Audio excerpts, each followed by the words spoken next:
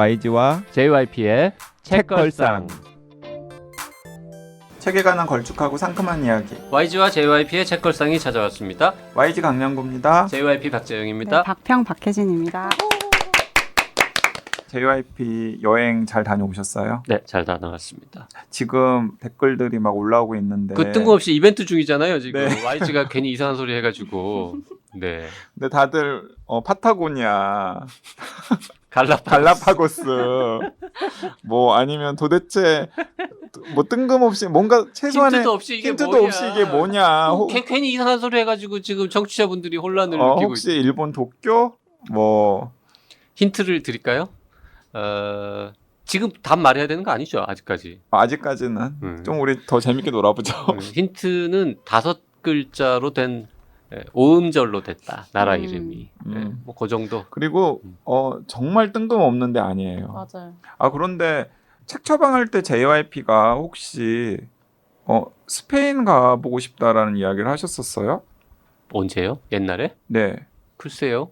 댓글 소개해볼까요? 네. 책 처방 듣고서 JUYW 땡땡땡땡님 인간 실격을 재미있게 읽으셨다니 반갑네요. 저도 그랬거든요. 책의 주인공 요조가 꼭 제 얘기인 것만 같았어요. 사연자 따님에게 필요한 건 성장 소설보다는 공감을 주는 이야기가 아닐까 합니다. 저는 최은영의 쇼코의 미소, 김승옥의 무진기행 조심스레 추천해 봅니다. 외롭고 힘든 시간 책벌들과 함께 잘 견디어 나가길 바랍니다. 네. 켈리님, 가네시로 가즈키는 저의 학창 시절을 함께 했을 만큼 너무 좋아하는 작가입니다. 소개해주신 책 고 말고도 레볼루션 넘버 3, 스피드, 플라이 데디, 연애소설 등 모든 책들이 유쾌하면서도 그 안에 제일교포로 겪는 여러 문제와 정체성들이 잘 버무려져 있었던 것 같습니다. 오랜만에 옛날 생각나고 너무 좋은 책 처방이었습니다. 라고 남겨주셨습니다. 네.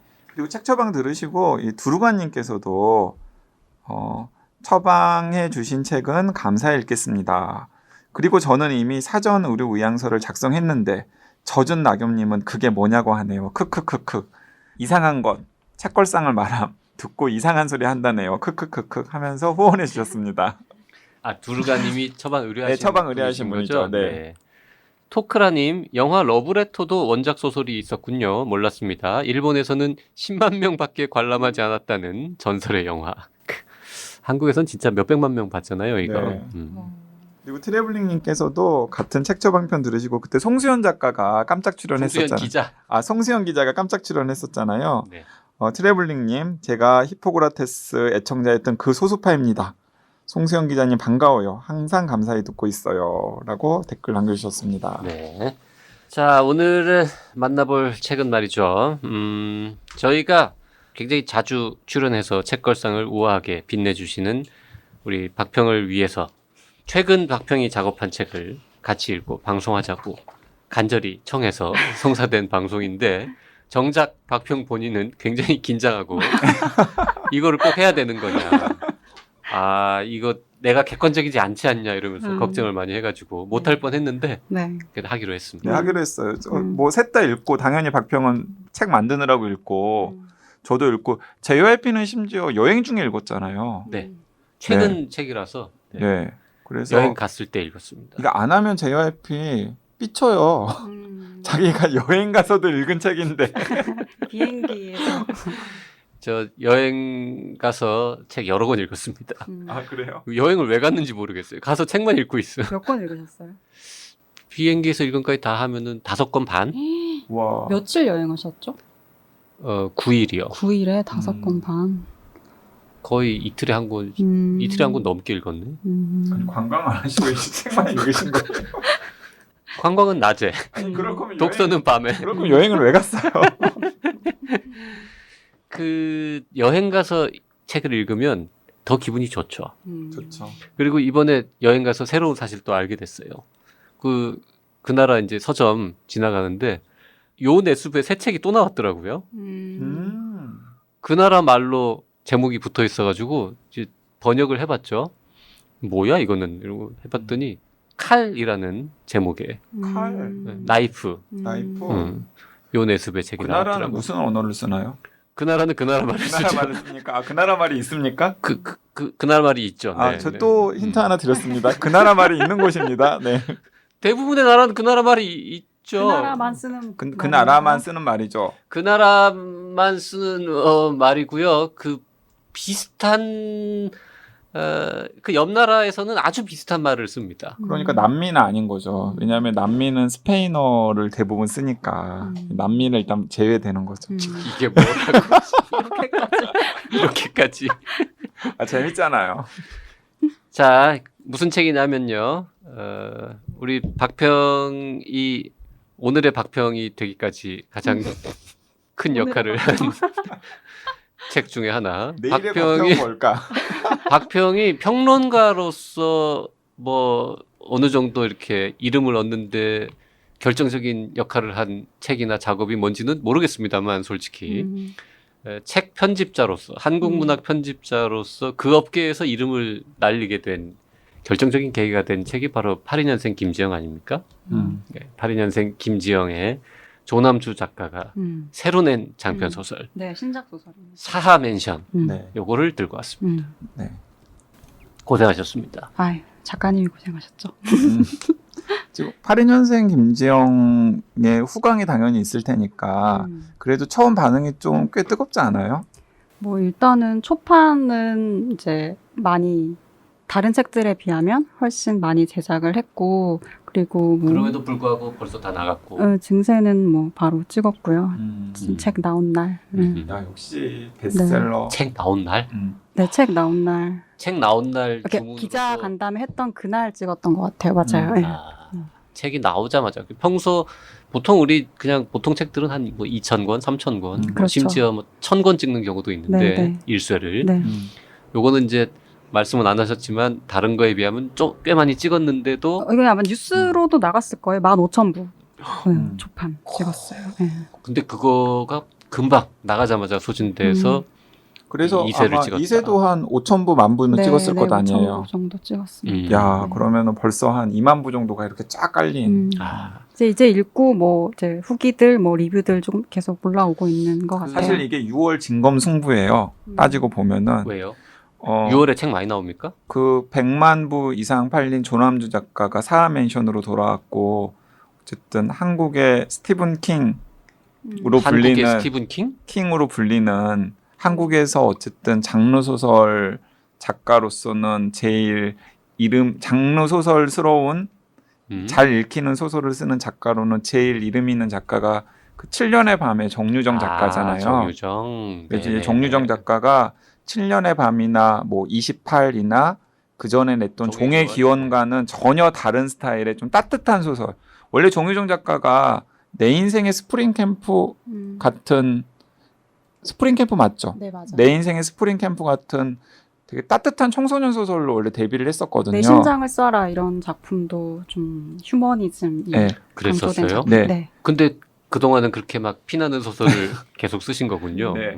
다시 이제 그런 그 초기에 썼던 청소년 소설의 느낌으로 돌아가서 진이라고 하는 좀 따뜻한 소설로 돌아왔는데 그 두 소설이 거의 동시에 출간돼가지고 약간 진검승부다 뭐 이런 뉴스 같은 것도 있고 그리고 6월이 네. 기본적으로 소설 출간이 많이 되는 해이기 그 시기이기도 해요. 이게 국제도서전 있고 해서 이제 많은 분들이 도서전에 와서 이렇게 작품들을 보고 하는 그 시기에 이제 작품을 내놓는 출판사들도 많이 있죠. 그래서 6월에는 볼거리들이 많습니다. 네. 공교롭게도 그 정유정 작가랑 조남주 작가가 둘 다 3년 만에 낸 신작이래요.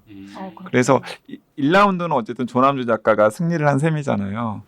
그래요? 그렇죠. 그 종의 기원은 정유정 작가의 전작들에 비해서는 그렇게 크게 성공을 하지는 못했지만 조남주 작가는 82년생 김지영으로 100만 부 이상 판 작가가 되었으니까 이제 이 두 번째 대결에서 누가 이기실지.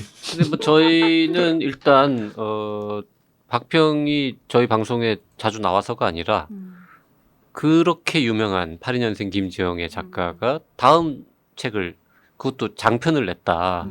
당연히 관심이 갈 거 아닙니까? 궁금했어요. 그래서 그 읽어보자라고 해서 이제 읽었고 읽기 전에 이미 한번 놀랐습니다. 그 무슨 내용이냐, 장르가 어떻게 되는 거냐 그랬더니 SF라고. 뭐 일종의 SF다. 뭐 이런 얘기를 하길래 그래? 82년생 김지영의 작가가 그런 걸 썼다고? 이래서 이제 궁금해가지고 읽었고요. 제목도 사하 맨션입니다. 궁금증을 자극하죠. 이게 뭐지? 사하? 사하 맨션의 뜻이 뭔지 혹시 들었어요? 네. 일단 사하 맨션이니까 맨션 이름이고요. 사하라는 것은 그 러시아의 그 연방 사하 공화국에서 따왔어요. 아, 네, 근데 이 사하라는 지역은 좀 독특한 지역이더라고요. 그러니까 영하 70도에서부터 영상 30도까지 오르는, 그러니까 인간이 살 수 있는 지역 중에서 가장 최저 기온을 기록했던 지역이라고 해요. 그래서 사하 공화국이라고. 네네. 지금도 러시아의 어디 네. 일부 지역인가요? 네. 그러면? 네, 맞습니다. 그래서 네. 뭐 영하 70도에서 영상 10도까지니까 거의 이제 기온차가 100도 가량 나는 영하 70도에서 영상은 30도. 30도까지. 아, 그 시베리아에 있는 네. 곳이군요. 네, 그래서 100도 이상의 어떤 온도 차가 나는 지역인데 그런 동시에 세계의 절반에 해당하는 다이아몬드가 이 지역 안에 매장이 되어 있다고 해요. 그래서 말하자면 굉장히 사람이 살기엔 척박한 곳이지만 그 안에 우리가 가장 빛나는 어떤 존재라고 하는 그런 이제 보석이 아주 많이 매립되어 있는 곳이라서 이 사하맨션이라는 것에 대한 하나의 비유로 이제 그 사하라는 지명이 우리나라에도 있지 않습니까? 부산에 있는 네, 사하구, 사하구가 있죠. 사하구라고 하는 구가 있죠. 그러니까 이게 보면은 동음은 아니지, 그러니까 동일한 뜻은 아니지만 과거에도 사하촌이라는 것도 있었죠. 근데 그때 그 사는 또 절사여가지고 조금 다르기는 하지만, 사하촌, 네, 사하촌 같은 경우도 좀 김정한 작가, 김정한, 예. 네. 근데 내용적인 것이라든지 어떤 세계관을 들여다보면은 또 크게 차이는 안 난다고도 할 수 있는. 네. 자, 이 사하공화국 그 제가 찾아보니까 맞아요. 여기에 한 2,000명 정도의 우리 한인의 후손이 고려인들이 있대요. 근데 그분들이 어떤 식으로 정착을 했냐면 그 이제 스탈린 시대 때 저희 그 한민족이 연해주라던가 시베리아로 강제 추방을 많이 당했잖아요.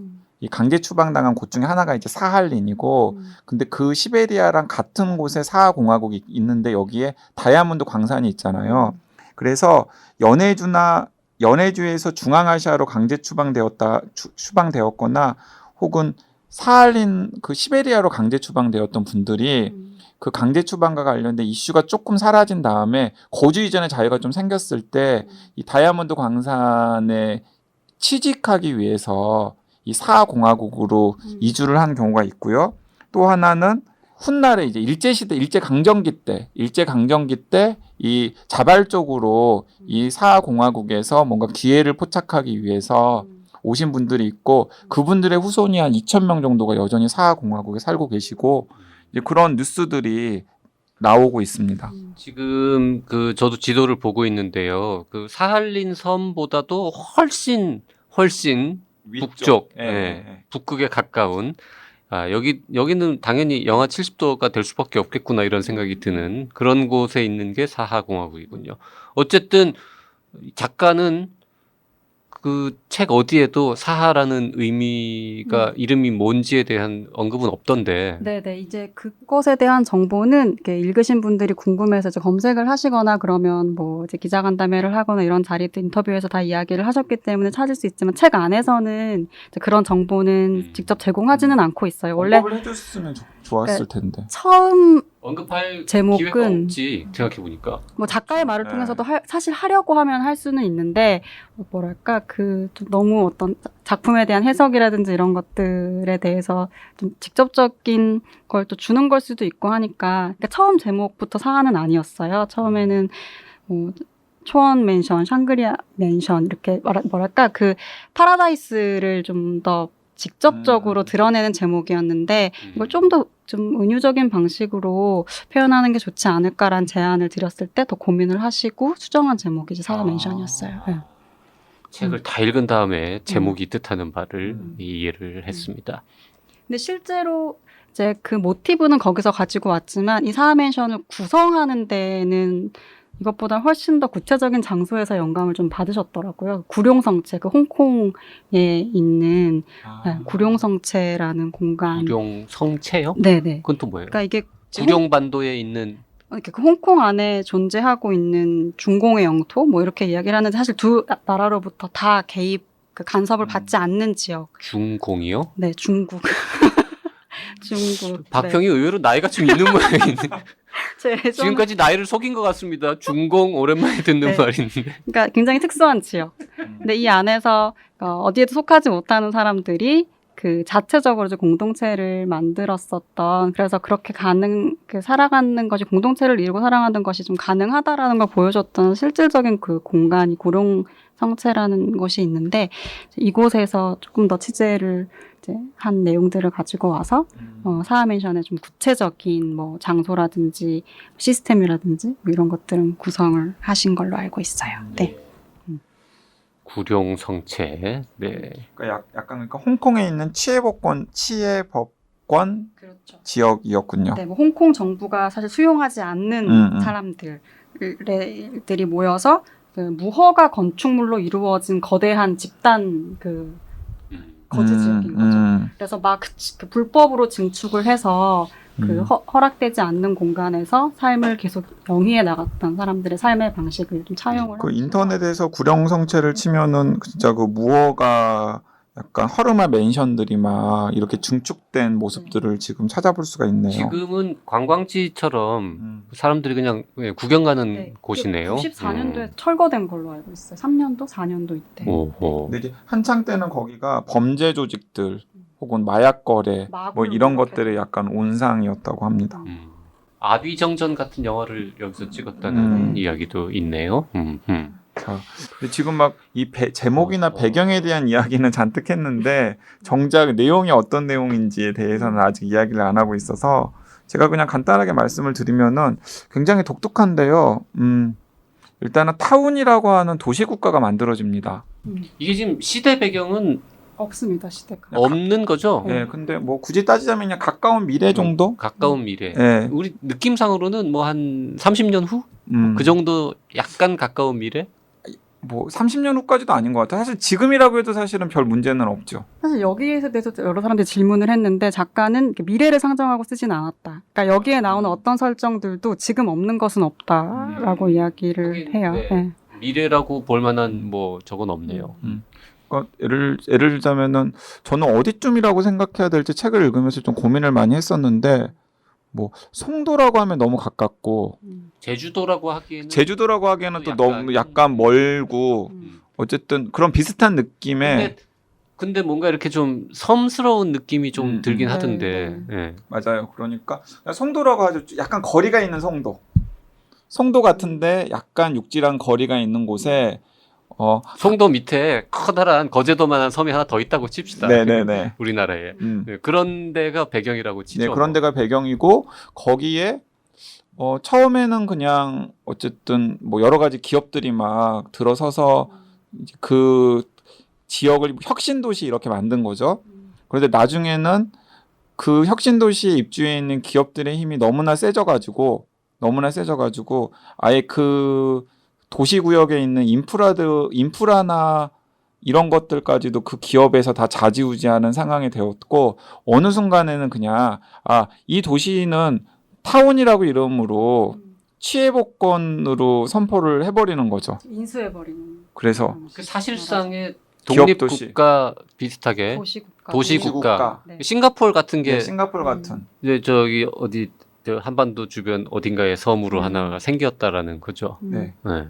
그러면서 이제 그 섬에서는 일체 그 대한민국에 통용되는 법으로부터는 영향을 받지 않고 자신의 그런 규칙이라던가 뭐 법이라던가 이런 것들로 운용이 되는 거죠. 심지어는 사형 같은 것도 당할 수도 있고 하지만은 뭐 복지제도나 이런 것들은 이 본국과 비교했을 때는 훨씬 더 좋고 그런데 이제 그 과정에서 뭐 시민권을 부여를 하는데 1등 시민이 되지 못해서 영구적인 시민권을 부여하지 못하고 임시 시민권을 부여받은 사람들이거나 혹은 아예 1등 시민이든 2등 시민이든 시민권 자체를 부여받지 못하는 사람들은 추방이 되어야 되는데 추방이 되지 않고 사하 맨션이라는 곳에 모여가지고 살고 그걸 이상하게 그 도시국가 타운이라고 불리는 그 도시국가의 행정부에서는 그 사하 맨션은 용인을 그냥 해준 거죠. 그러면서 이제 한 시간이 20년, 30년 흐른 다음에 이야기가 이 사하 맨션이라는 이야기. 용인해줄 수밖에 없는 거는 아무리 1등 시민들만 사는 곳에서도 누군가는 허드렛 허드렛 일을 일을 해야 하니까 음. 그 일을 하는 사람들한테는 필요하긴 한데 시민권은 주기 싫고 그래서 그냥 눈 감아주는 뭐 그런 정도의 분위기인 거죠. 네, 그게 기본 설정입니다. 네. 근데 그러다 보니까 이 사하 맨션이 되게 독특한 지역이 되었는데 방금 박평이 소개를 했던 그 홍콩의 구령 성체처럼 약간의 취해복권 지역이 된 겁니다. 그래서 그 타운이라고 하는 도시국가에서 범죄를 저지른 다음에 도피를 하거나 그 사하 맨션으로 혹은 본국에서 범죄를 저지르고 나서 그 법망을 피한 사람들이 이제 헤엄을 쳐가지고 타운으로 넘어온 다음에 그 사하 맨션으로 이제 숨어 들어오는 그런 곳이 되는 거죠. 그러니까 사하 맨션은 본국도 아니고 타운도 아닌 어정쩡한 곳. 그리고 기본적으로는 타운에서 허드렛 일을 하면서 생계를 유지하는 뭐라고 그래야 될까요? 2등, 3등 시민? 3등 시민 정도인 것 같아요. 네. 일단 타운은 그 기본적으로는 주민 허가제인 거죠. 그러니까 어떤 경제력이 있고 전문 능력이 있는 사람들한테는 주민권을 주고 그 주민권을 가지고 있는 사람들은 세계에서 가장 삶의 질이 높은 곳에서 그 삶을 영위할 수가 있고 체류권을 주는 사람들도 있습니다. 이 체류권을 받으면 2년 동안 어쨌든 체류할 수 있는 건데 2년마다 심사를 받아야 되기는 하지만 거주를 할 수 있습니다. 심사를 받으면서 하는 일이라는 것이 뭐 일용직이라거나 뭔가 육체적인 노동을 통해서 뭔가 이게 일을 해도 뭔가 나아지는 삶이라고 생각할 수 없는 그런 일들이기는 하지만 뭐 그런 방식으로 삶을 살 수 있고 그것도 안 되는 그러니까 뭐 주민의 자녀도 아니고 주민의 법정 후견인이 있는 것도 아니고 체류권도 받지 못하는 게 말하자면 어떤 그 중앙 시스템으로부터 이제 들어가지 못하는 사람들이 계속 이제 몰려들어서 하나의 그 집단 구역을 만들기 시작한 것이 이제 사하 맨션이라고 할 수 있고요. 가장 큰 이제 차이점이라고 하면은 어쨌든 타운이라는 곳은 그 소수의 어떤 사람들을 내 삶의 수준을 영위하기 위해서 뭔가를 계속 배제하는 어떤 시스템을 취하고 있고 사하 맨션은 어떤 시스템이나 이런 게 없는 것 같은데 어쨌든 사람들을 환대하는 어떤 받아들이는 공간으로 좀 대비가 이루어지고 있는 곳이에요. 그래서 그냥 뭐 사하 맨션과 타운은 이렇게 봤을 때 뭔가 좀 극과 극, 뭔가 굉장히 분명하게 대비되는 대조를 이루는 공간으로 등장하고 있죠. 주인공이 따로 있습니까, 그러면? 없죠. 주인공 그러니까, 없다고 볼 수 있을 네. 것 같아요. 그쵸. 그러니까 이게 지금 이 소설이 되게 제가 생각하기에는 어쩌면은 이게 진입장벽일 수도 있겠다는 생각이 드는 건데 저희가 지금 거의 한 20분 가까이 이 사하 맨션의 이 제목의 유래와 그다음에 배경에 대해서 막 떠들었잖아요. 이 소설에서는 그게 앞부분에 간략하게만 소개가 되고 있어요. 그러니까 이런 배경들을 읽어가면서 독자들이 알아채야 되는데 그 알아채는 것 자체가 이 SF 장르 소설의 문법에 익숙지 않거나 혹은 이 소설에 대한 배경 지식이 없는 독자로서는 약간 어려울 그러니까 장벽일 수도 있는 게 왜냐하면 딱 소설로 시작되면은 이 소설 자체는 사하 맨션에 거주하는 여러 사람들의 이야기들로 구성이 되거든요. 옴니버스식으로. 30년에 걸쳐서 이렇게. 예, 30년에 걸쳐서. 그리고 또 그 사람들의 이야기가 현재 이야기만 아니라 예를 들어서 뭐 201호 누구 30년 전 하면은 201호에 살고 있던 누군가의 30년 전 이야기가 나오는 거죠. 지금부터 시작해서 30년 동안 시간이 흘러가지는 않고 네. 현재 이야기들이긴 한데 가끔씩 등장인물들의 옛날 얘기가 나오는 형식을 취하고 그런 식으로 있죠. 취하고 네. 있죠. 살인 사건이라는 모티브가 쭉 끝까지 가는 이야기가 하나 있는데 이제 그것들이 뭐랄까 이 이야기의 어떤 중추적인 서사라기보다는 그 하나의 뿌리를 중심으로 이 공간에서 살아가고 있는 사람들의 일상 그리고 왜 거기서 살지 못하고 이쪽으로 왔는지, 근데 여기서는 어떻게 사는지, 혹은 30년 동안 여기서 들어왔던 한 아이는 어떻게 성장을 하는지. 그러니까 이 공간이라는 곳은 다른 곳에서 주지 못하는 뭘 도대체 주는 건지, 이제 이런 것들을 좀 어떻게 보면 연작이라고 해야 될까요? 네, 그런 유니버스식으로 점에서 보면 그리고 있죠. 82년생 김지영이랑 비교하면 굉장히 다른 스타일의 소설인데 82년생 김지영은 어쨌든 작가의 소설을 쭉 따라가면서, 그리고 그 공간은 우리들이 살아왔던 공간이고 우리들이 살고 있는 공간이기 때문에 독자들이 굳이 막 공들여가지고 작가가 어떤 세계를 그렸는지를 상상할 필요는 없단 말이에요. 그런데 이 사하맨션 같은 경우에는 작가들이 이 사하맨션에 살고 있는 사람들의 옛날 이야기 혹은 지금 이야기들을 읽어가면서 타운이라는 나라 도시국가의 구조, 그리고 또 이 사하맨션이 어떻게 돌아가는지를 머릿속에 계속해서 막 생각을 해서 재구성을 해야 돼요. 왜냐하면 중간중간에 이 작가가 설명을 해주기는 하지만은 그 설명이 친절하지는 않아요. 예. 그 82년생 김지영을 읽고 뭐 그런 분위기, 그거를 쓴 작가의 다음 소설이라는 생각을 하면서 쉽게 읽으면은 이거 뭐라는 거야라고 초반에 약간 좀 당황할 수 있습니다. 네. 친절하진 않습니다. 특히 초반에는.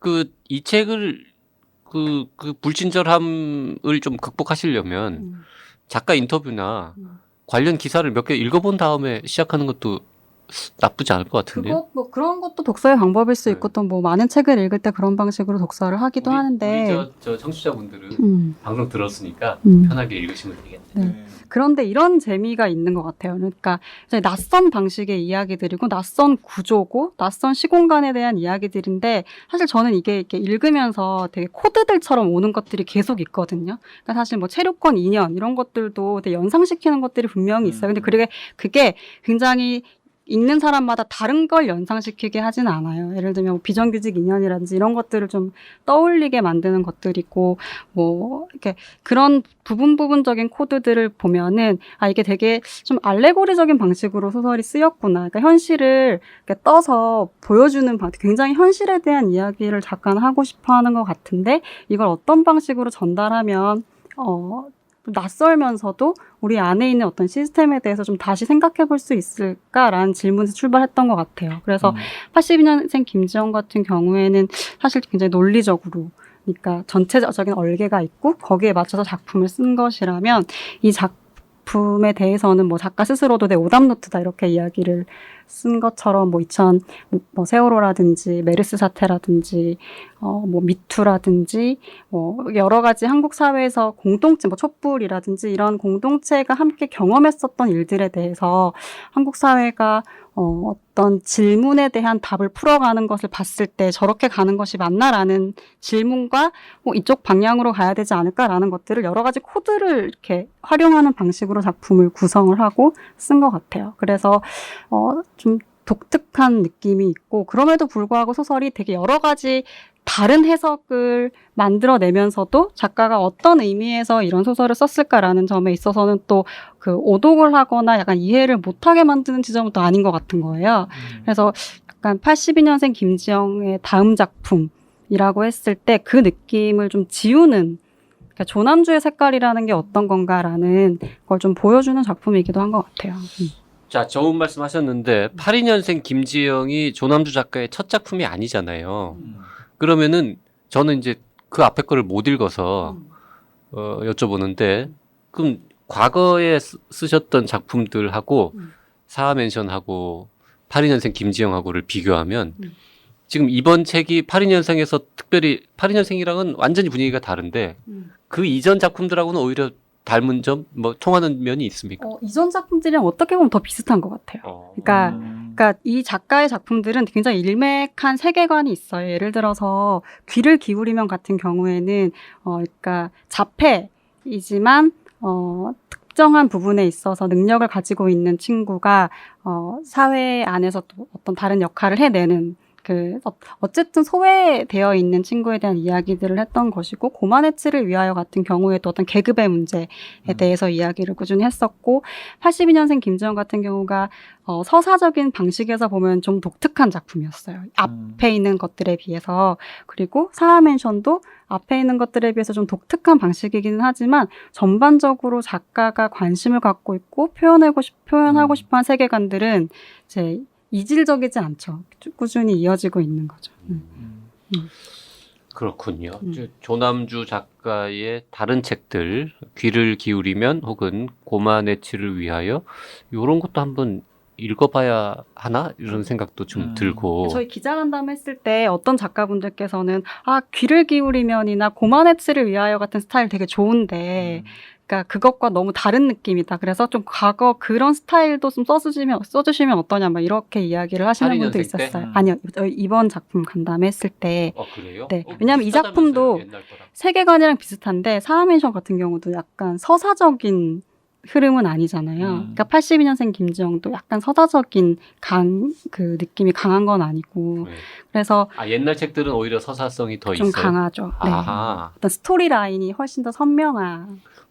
귀를 기울이면 고만해치를 위하여 둘 다 장편인데 네. 둘 중에 굳이 어느 거 하나가 더 재밌다라고 하면 어느 쪽을? 좀 이야기가 더 에피소드 형식으로 소동극처럼 이야기가 좀 더 재밌는 거는 귀를 기울이면인 것 같아요. 우리 현실에서 누구나 좀 경험할 법한 이야기들의 어떤 생활 감각이 더 강한 건 고만해치를 위하여. 둘 중에서 더 얇은 건 뭡니까? 고만해치를 위하여. 네.